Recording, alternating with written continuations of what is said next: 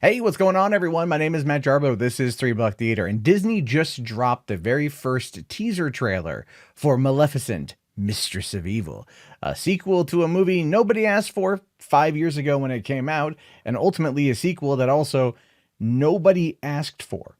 And I do try to be positive when looking at films. I hated the first movie. It was so bad. It was so insanely bad back in 2014 that still grossed enough money for Disney to go, we should do a sequel. No, you shouldn't. No, you shouldn't, because the story of Sleeping Beauty, of Aurora, of Maleficent is one that is rooted in lore and folklore, all that kind of stuff, right? The general idea of the story is Aurora is cursed. If she pricks her finger on a spindle, she'll go into endless sleep that can only be woken by love, true love's first kiss, right? It's that whole idea. So what did Disney do? They said screw it. They said screw it. They made Maleficent the mother figure who was screwed over by man who just wanted to get her revenge, but also protect the girl. And at the end of the day, it was her kiss that awoke her from the darkness because of her motherly feelings towards Aurora. I'm not even kidding you. The final line of this movie, the final damn line of this movie was, and this is a story where the hero was the villain, or something along those lines. It was that kind of redundant, lazy screenwriting that made me, every night I had to sit through this movie at my theater, I'd get to that last line and I would just audibly groan. That's how bad it was. But I figured it was a one and done sort of thing. Disney's on to greener pastures. Followed it up with Cinderella, that I actually really, really, really liked. Jungle Book, The Lion King's coming out, Beauty and the Beast, Aladdin, Dumbo crashed and burned, but whatever. Now we got this teaser here. And the big problem with this teaser, the big problem with what they're doing with it, has a lot to do with the general story. It appears from the teaser, from the offset, that they are undoing everything they did in the original movie in regards to character development with Angelina Jolie's Maleficent character. And a lot of that is angering people in the comments. They're like, what, you're undoing everything from the last film? Well, I mean, obviously, no, they're not. If you look at it at all, look up anything about the damn thing at all, you kind of learn a little tidbit here. There's a little bit of tidbit information. And that tidbit comes from the fact that Michelle Pfeiffer is being cast as the queen. Now, this is what I don't get about this movie, because what we have in the first movie was the whole situation involving the Moors and Maleficent and mankind coming for them. And at the end of it, Aurora's dad dies. But this whole scene right here where she's talking with Michelle Pfeiffer, who's playing Queen Ingrid, this is, I think, a different country. Perhaps this is just the mother and father of the boy that Aurora's going to marry. Oh no, she's going to marry Prince Philip. That's right.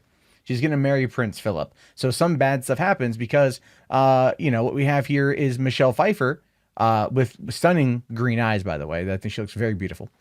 And she's the bad guy of the movie. That's what I found out on Wikipedia. It's like, oh, she was cast as Queen Ingrid, but later on determined to be the bad one.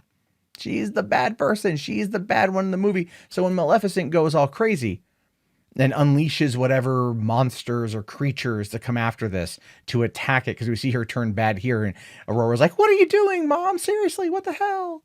It just becomes this derivative ass story where, once again, you're surrounded by characters that no one ultimately cares about, right? Like, you don't care about these characters because there's not a reason to.